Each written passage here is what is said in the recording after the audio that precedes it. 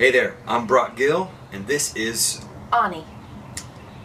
We have a very scary story to tell you. This is the story that people ask about all the time, especially if they've heard me talk about this on stage.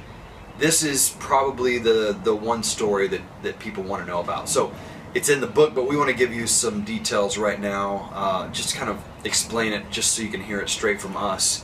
Why don't you tell it? Okay, I'll start. Or at least start. Yeah. Yes. Okay. So we had just finished doing a youth conference, and it was in the afternoon, and we went out of the building. We went out onto the sidewalk, and I stepped over something, and then I looked back to see what it was, and there was a big snake, and it had a triangular head, which I knew from like the Discovery Channel. That meant it was poisonous. So I was kind of freaked out. So now this snake is in between me and Brock. Well, Brock picks up a rock and throws it at the snake. I guess maybe trying to get the snake to leave me alone. But it didn't work. The snake starts following me, and I'm running, and the snake's chasing after me. And then all of a sudden I just stop, and I notice that there are snakes everywhere. They're in the tree, slithering, hanging from the limbs. They're on the sidewalk, just slithering around. I mean, everywhere I look, there's snakes. And then they all stop slithering, and they turn their triangular heads and look right at me. Then I woke up. Yes, it was a dream. And a scary dream. That's not the scary part yeah, of the story. Right, That's right. coming, but... The strange thing is, a couple hours later, Brock wakes up, and I tell him about my dream, and he said, I had the same exact dream. So we thought that was weird. Very weird. Yes. But we just were kind of like, okay. Well, a few weeks later, it was Thanksgiving, and we were sitting at the dinner table, and Brock looked over at me, and he just said, I had a dream about a snake again last night. And I said, me too. And he said, this time it bit me. And I said, me too. So that's when we really were like, okay. Very weird again. Yes. Maybe there's something to this. Yeah, yeah. So one dream, okay, weird. Coincidence. Right. Two dreams, same night. That just kind of got our attention. And we're not, we don't normally experience those kinds of things. So we were just really thinking, okay, what is this about? So we started praying about it. And I felt the need, the urgency to pray for protection.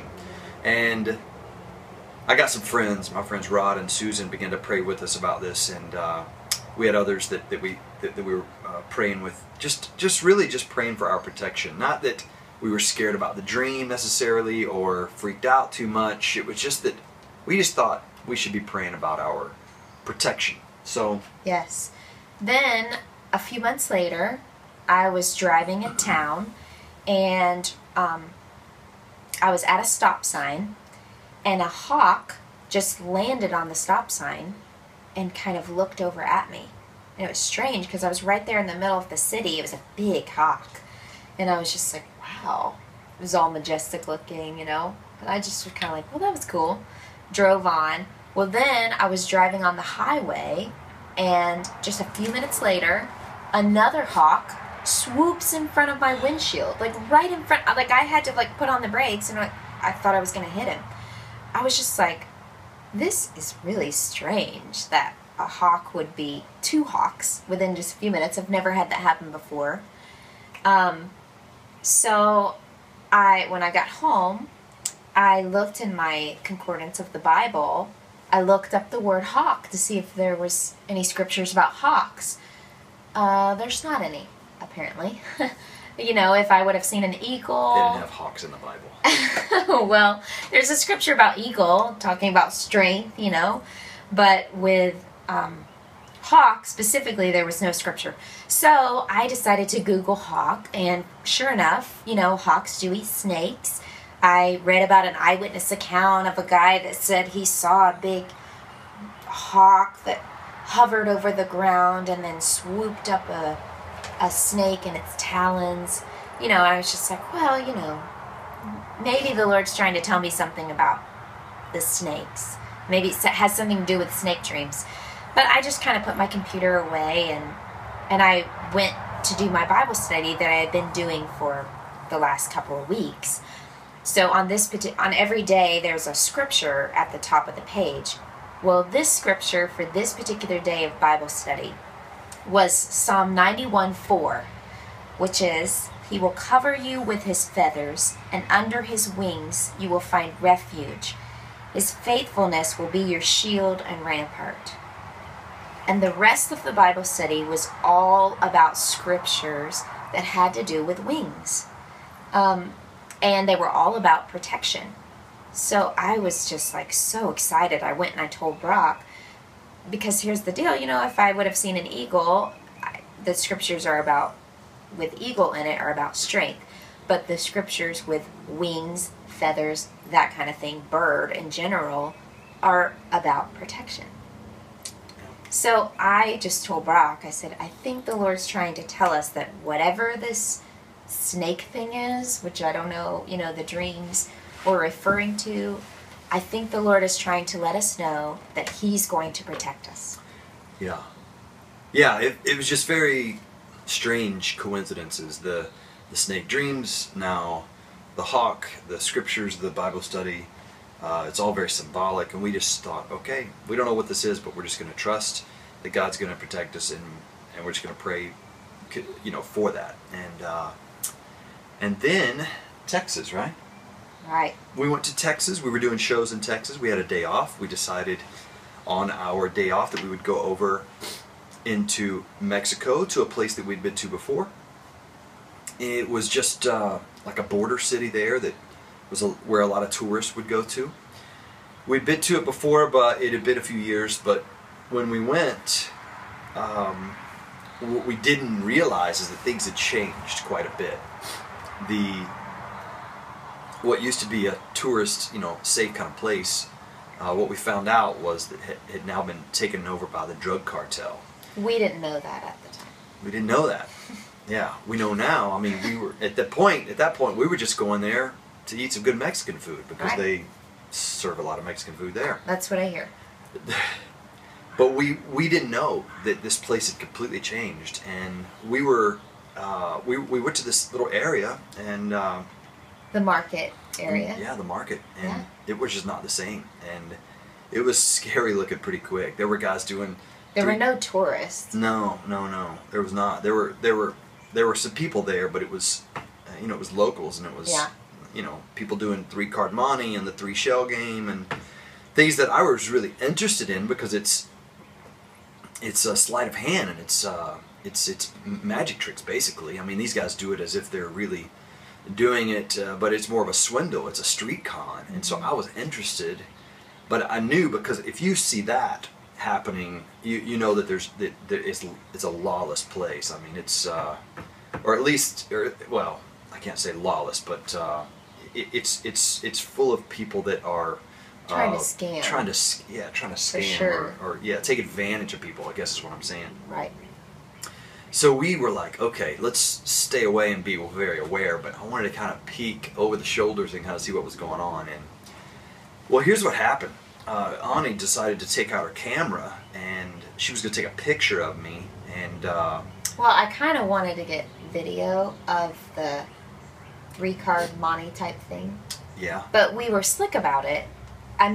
Brock stood in the camera, so I made it look like I was taking a picture of him, but I was actually videoing what was going on. Yeah. So that's what I was doing. And at about the time she pulled out her camera, there was one guy that noticed the camera, and he walked over to her, and he acted like he was going to reach out and grab the camera. He looked at it, and it was almost like he was grabbing for it, and I just kind of checked him like this, just kind of like, wait a second, that's not yours, And immediately he pulled out his phone. It was one of those two-way, like walkie-talkie type phones, and he called someone. And whatever he said, because he said it in Spanish, and I don't know what he said, but whatever he said when he said it, everybody within earshot stopped and looked at me, and then was kind of like going about their business, kind of looking at me like this, and I was like, okay, that's not good. Yeah. Whatever he said, it got everybody's attention, and it was not good. A minute later, maybe, a group of men came and surrounded us. I think it was a few seconds. It might have felt like a minute. They came and surrounded us, and we were in a circle. We were standing there, and they circled around us. And I don't know what they weren't even saying anything. They were just staring at us. They just stared. And I didn't know how to communicate with them because I don't know Spanish very well, and I don't even know English very well. But I knew that we were in trouble, and my heart began to pound, and the panic began to kind of set in. Well, I'd say before I panicked, it was like that rush of adrenaline. You know, I knew not to panic. It's like being underwater. You would drown. It was like, okay, I can't panic. I've got to stay in control here, but I got to figure out what's going on here. And I just went up and got in their face and just said, "Hey, move out of my way. I'm leaving." And I just got real bold and just kind of bowed my arms out, and I didn't know if I was going to fight these guys or what, but I knew that if there was a group of guys, I knew that I was in trouble. I knew that our lives were probably at risk at that point, because if I was going to get mugged, it'd be a couple of guys splitting the loot. But when you got 12 or more guys... Yeah, there were too many guys involved. Like, it's a big deal. And so, at that moment, I remembered a story that I had heard right before I crossed into the border. It was a story about another guy who went, and he was at a restaurant, and some guys surrounded him. They put guns on him and kidnapped him, and then did a money exchange, ransom. And I thought, uh-oh, that's what's about to happen. And so I went right up to their face, just got right in their face, and just said, "Hey, I don't know if you can understand what I'm saying, but I'm leaving. I remember Move out of my you started waving, like, bye." Right. I was like, "Goodbye, move out of my way." So I kind of parted the people, and we walked out, and they just were like, "Okay," and they followed us. And as they followed us, I saw one of the guys calling other people down the street, and other guys would walk out, like, of alleys and different places, and they would walk out to the sidewalk, and they began to follow us. They began to watch us. And this went on for a couple of minutes, and we were just like, what are we going to do? I mean, there's more people involved. They're not letting us go. I mean, this is, it appears that they're letting us go, but they're obviously following us, and they're continuing to surround us, but now there's more people involved. And we were scared to death. But we weren't communicating. Brock was walking kind of zigzag through the market, and I just was following him. I had my eyes, in fact, I didn't really see what was going on as much, because I was just looking at your back, following you. Yeah. Yeah. So we knew we had to get out of there pretty quick. Yeah. We knew that we weren't going to be able to walk away. So I had a plan. I said, "Ani, get ready. Follow me." We got to an intersection where we came up to an intersection like this, and there was traffic going like this, and we decided at the last second, as cars were coming, we were going to run through the traffic. And a bus came, and we went around the bus. The bus stopped, because I don't know if they were avoiding hitting us or what, but the bus stopped. Cars were going this way, cars were going this way, and we just took off running. We just finished marathon training, so we were in shape, but we just took off.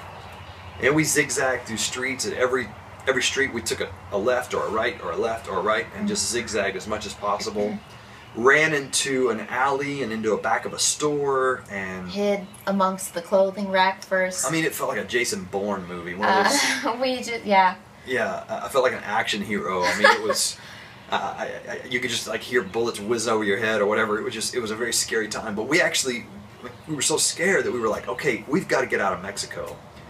We knew that we were about 20 miles from the border. How are we going to get there? We thought about, I mean, this may sound strange and you may not like it, but we thought about stealing a scooter.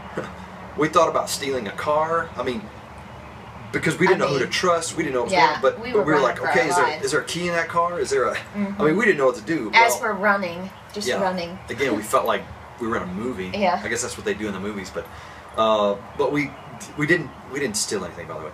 No, we didn't. But we tried to figure out how to get out, and we couldn't find any cab drivers. We couldn't. I mean, we were scared. So after a while, we hid in a store for a little while, and then we ran some more, and then we found one cab driver. We threw him a $20 bill and said, "Take us to the border." And as fast as we could, we got in a cab and took off. And we were listening, or what? I'd put it this way: we were watching his body language to see if he knew what was going on. And at this point, maybe we're paranoid, but we were just like watching around us, like, what's going on? And we were ducking too. We were just scared. They were still following us. Yeah, and we didn't know what they were up to. Right. So anyway, we get to the border finally, and we get out of the cab, and we have to walk across the a bridge to get into the U.S. Well, there was a line of people all the way across the bridge, and we have to stand in line there, and it's just out in the open. Yeah. And I told Ani, I said, if I say run and climb that fence and jump over it. You'll get arrested on the other side, but you'll be on the U.S. side. I mean, we were. Yeah. It was. Yeah. Our hearts were pumping, racing, and we were just, survival mode. Yeah. It was total survival mode. Total yeah. survival. We were not thinking clearly, or maybe we were. I don't know, but I think we were. We finally get back to the U.S. We get into our rental car, and we head back up to where we were staying, and we were just the whole time just like, oh my goodness, this is unbelievable. Well, long story short, we kind of process all that. We come back to our home in Tennessee, and we're in Nashville with our friends Rod and Susan. We're telling them the story, and well, right before we went to see Rod and Susan, for me, it dawned on me, because I was kind of processing what happened. It took me a few days before I could even think about it. But whenever everybody stopped on the street, when that guy was talking on the phone in Spanish, and everybody stopped on the street and looked at us, I told Brock, I said, that felt just like the dream. When the snake stopped and looked at us. And I said, surely the dreams were about this. I mean, if we're praying for protection, and we definitely needed protection, and somehow we got out. So yeah, it felt the same. It did feel the same. When I put my arm on that one guy, he stopped, looked. Well, and also it was kind of when you pushed away that one guy, it kind of made him mad, and that's when he picked up the phone, just like the snake when he threw the rock at it. And then everybody started looking at us, and then everybody kind of was like chasing us, just like the dream with the snakes. Right. So it just felt like that was it. Right. And it felt like all of our prayers for 6 or 8 months, whatever it was, it felt like all of our prayers were for that moment. Right. We got out of there. We ended up calling the Mexican consulate and told them what happened, or to tell them what happened, and they didn't want to hear it. They hung up on us. We called them again. They hung up. That's strange. They just didn't want to hear it. We started researching and realizing that there were a lot of that going on, and this is before it was even in the news, but there were about 900 kidnappings per day in Mexico in that time, and we were having we were hearing stories about people that they had with cameras. They were just kidnapping them and killing them. They were scared of, I guess, journalists or whatever. So we felt like we were in a really bad situation, and it could have gotten really bad, but God protected us and got us out of there. And it just goes to show you the power of God, and how He set all of these things into motion, where we would pray before we even got ourselves in that situation. Right. In fact, Susan, that night, my friend Susan was like, were you just praying the whole time? And I said, actually, no, because all I was thinking was, I got to get out of here. It was survival mode, like we were talking about. So I wasn't really praying or thinking about anything except how to get away. But we had been praying for months for this situation. We just didn't know that this was the situation that we were praying for. Yeah. So it was almost bathed in prayer more than anything else. It's just at the time, I couldn't think about that, only survival. But yeah. God's good, and God is, God protected us, and He he warned us in advance, and that's what's so great is that we were able to pray and have him protect us before we got there. Yeah, we probably shouldn't have gone in the first place, but that's, that's just how it is. We're human. But to wrap it up, as we were sitting there with our friends Rod and Susan, Rod said, "By the way, have you ever seen the Mexican flag?" And I said, "Well, yeah, what do you mean?" And he pulled up a picture on his phone and said, "Take a good look at the Mexican flag."